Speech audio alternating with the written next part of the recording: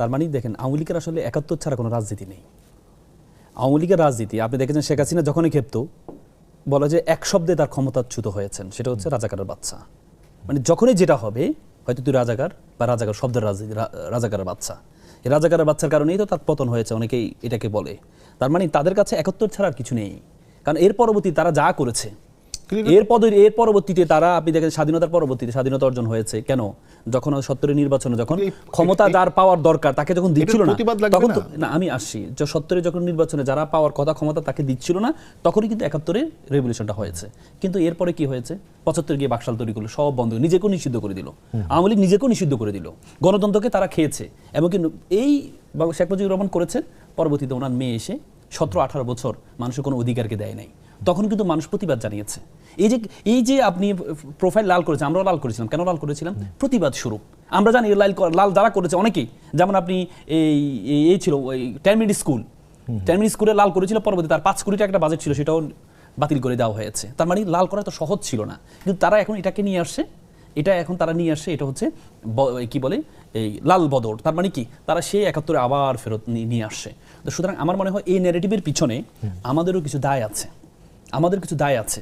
আপনি দেখেন আমাদের আওয়ামী লীগ কিন্তু সন্ত্রাস বিরোধী আইনে নিষিদ্ধ, এবং তার কোনো প্রচার বক্তব্য প্রসার করা সব কিছু নিষিদ্ধ, কিন্তু এরপর অবলীলায় মিডিয়া তার বক্তব্যগুলো প্রচার করছে, অথচ এটা সম্পূর্ণ আইনি বরখেলাপ, সম্পূর্ণ। এবং এই যে করছে, এবং কি আওয়ামী লীগের কিছু বুদ্ধিজীবী আছে যেটাকে বলে আপনার হচ্ছে এই সফট পাওয়ার, সেই সফট পাওয়ারের কিছু লোককে আমাদের মিডিয়াগুলোই তাদেরকে কি প্রমোট করছে। তারা টকশোতে বসে এই যে শেখ হাসিনা ১৭-১৮ বছর, এটা তারা শুধু দেখেন। আমার কাছে অবাক লাগে কি, আমার কাছে অবাক লাগে কি জানেন? আমার কাছে অবাক লাগে হচ্ছে আওয়ামী লীগ একটা ন্যারেটিভ তৈরি করছে, বিএনপি কিন্তু এই জুলাইতে অনেক অবদান আছে, নেতৃত্ব দিয়েছে, অনেক শহীদ হয়েছে, কিন্তু আওয়ামী লীগ বিএনপিকে বোঝাচ্ছে যে আপনারা জুলাই করেছে হচ্ছে কারা? ইউনুস করেছে, এটা একটা ডিজাইন, এটা ইউনুস করেছে, জামাত করেছে, এনসিপি করেছে, বিএনপি এটার সাথে কোনো সম্পর্কিততা ছিল না। এ টোপে অনেক বিএনপি নেতা নেত্রী এ টোপে কিন্তু পড়ে যাচ্ছে। এখন কথা হচ্ছে আমাদেরকে অনেকে পড়ছে, আমি বলছি। তো সুতরাং আপনি দেখবেন অনেক উপস্থাপক আপনাকে ধাক্কা দিয়ে টোপে ফেলে, অনেক উপস্থাপক ধাক্কা দিয়ে, যেমন আমার আপাকেও কিন্তু ধাক্কা দিয়ে ফেলেছিল চ্যানেল আইতে। যে প্রশ্নগুলো, আমি তো সব পুরো টকশোটা আমি দেখেছি, যে প্রশ্নগুলো করে আপনি বলেন ইউনুস তাহলে খারাপ, হ্যাঁ তাহলে ইউনুস খারাপ হলে তাহলে এটা ডিজাইন ছিল, প্রশ্নগুলো দেখেন, হ্যাঁ না প্রশ্ন করতে পারেন না আপনি যখন উপস্থাপক, আপনি ইয়েস নো, যে প্রশ্নের উত্তর ইয়েস নো হবে এমন প্রশ্ন আপনি করতে পারবেন না। কিন্তু আপনি প্রশ্ন, এটা তো মেটিকুলাস ডিজাইন ছিল, কি বলেন, হ্যাঁ অথবা না, এটা তো ইউনুসের একটা ষড়যন্ত্র ছিল, হ্যাঁ অথবা না, এটা তো দেশ বিরোধী একটা ষড়যন্ত্র ছিল, হ্যাঁ অথবা না।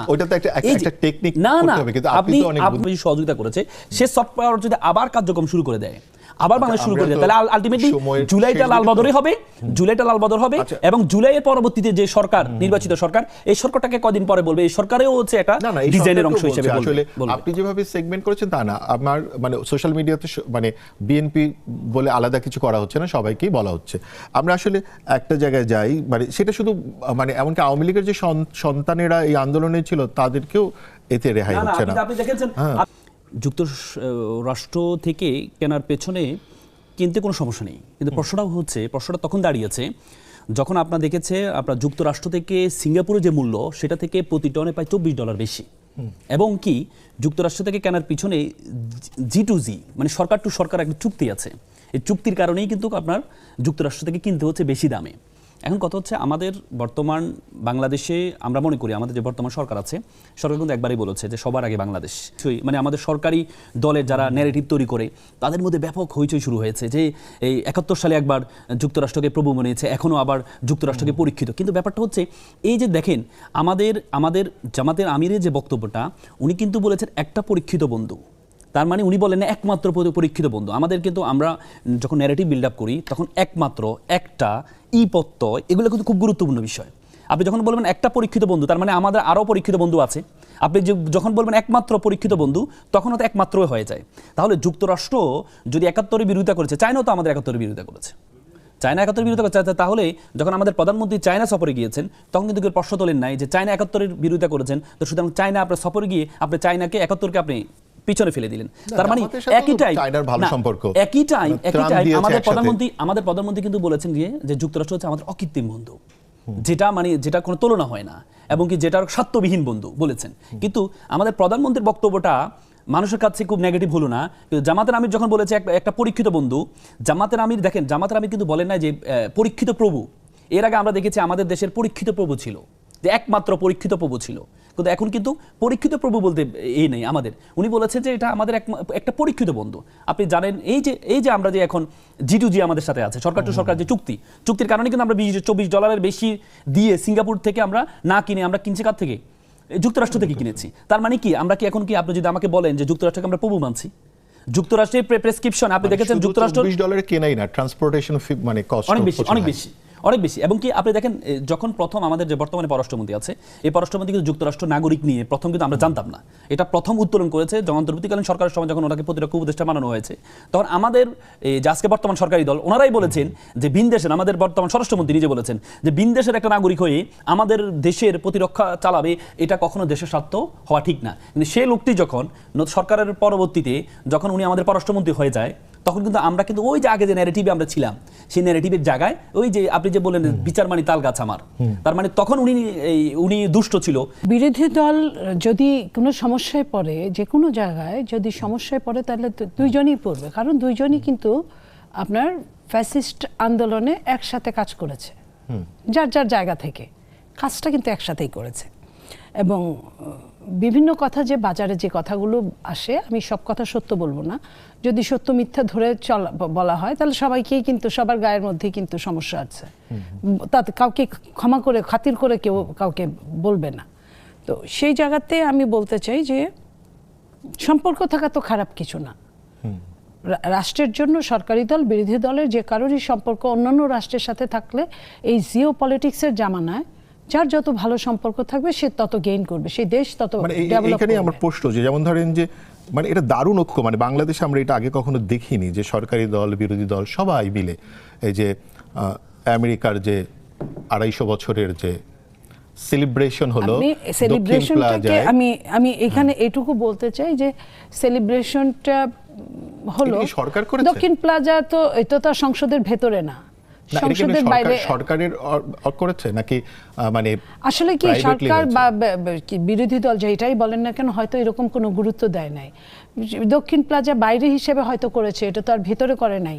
এখন আমাদের কিন্তু অনেক ককাস আছে, সে আপনার Bangladesh Russia caucus, Bangladesh China caucus, Bangladesh America caucus, এবং এমপিদেরকে নিয়ে আমেরিকার বিভিন্ন, যেমন ধরেন NDI, ARI, এইসব ককাস আমরা কিন্তু এর আগে যখন এমপি ছিলাম তখনের কথাও বলছি, তখন আমরা কাজ করেছি এবং তখন কাজ করেছি সরকারি দল বিরোধী দল সবাই মিলে, এবং আওয়ামী লীগ হ্যাঁ আওয়ামী লীগ বিএনপি তখন সবাই জামাত সবাই ছিল। আমেরিকা ককাসে প্রায় মানে সকল দলের লোকই আছে, হ্যাঁ তখনও ছিল, আমি সেটাই বলছি।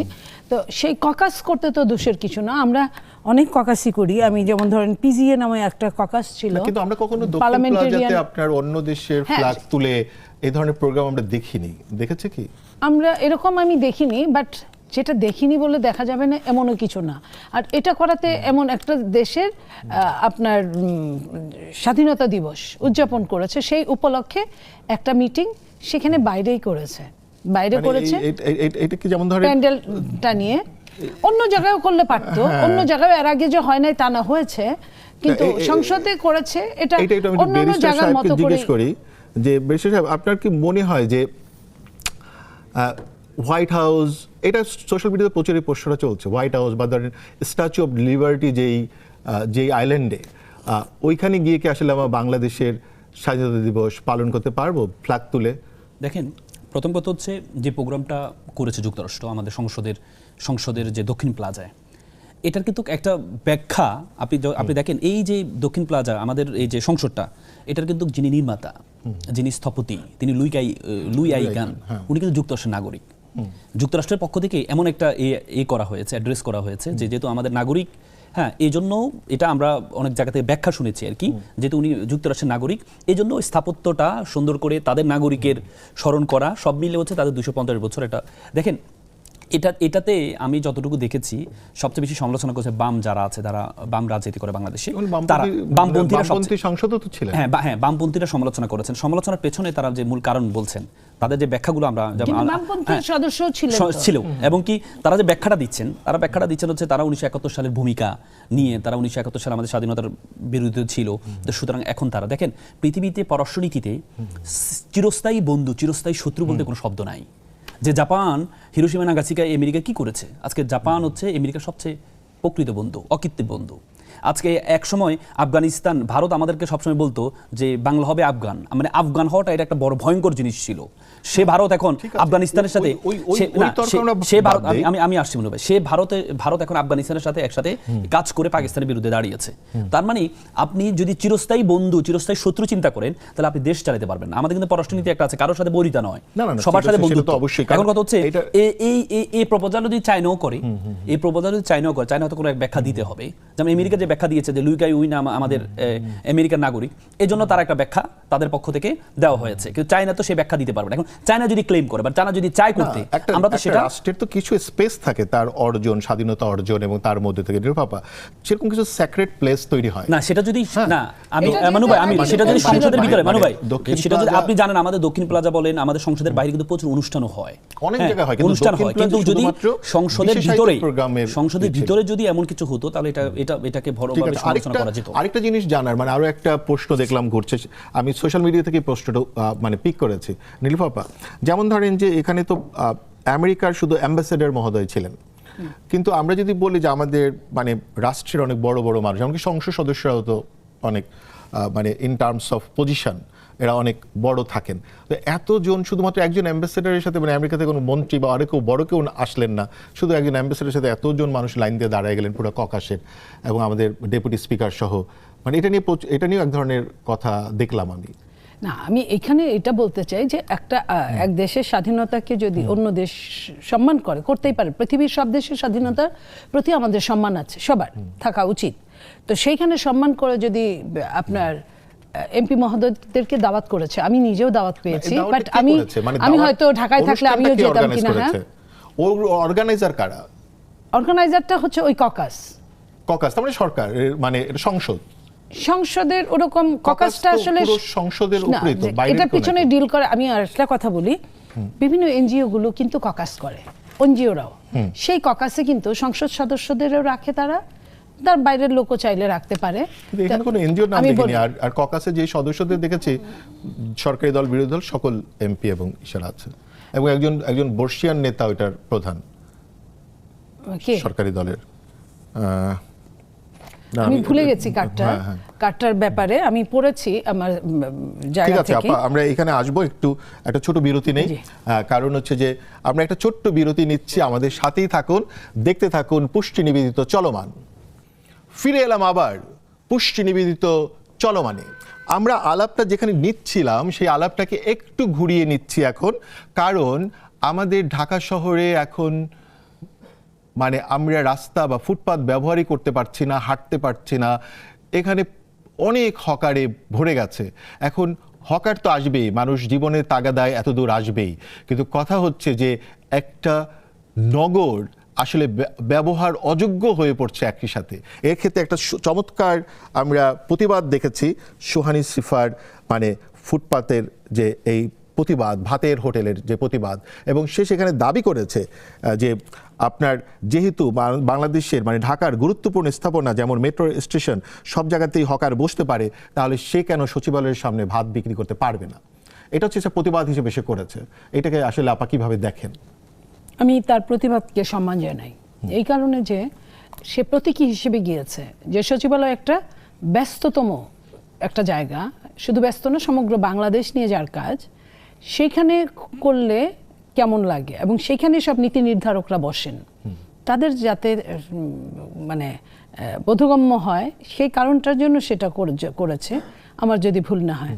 সেখানে আমি মনে করি যে সরকার নিজেও কিন্তু আন্তরিক হকার উচ্ছেদের জন্য, কিন্তু একটা নতুন সরকারের একটা প্ল্যানও ছিল যে ফুটপাত দখলমুক্ত করা, আবার ফুটপাতকে বরাদ্দও দেয়া, মানে অনানুষ্ঠানিক আপনার ইকোনমিকে আনুষ্ঠানিক ইকোনমির ভিতরে আনা যায় কিনা।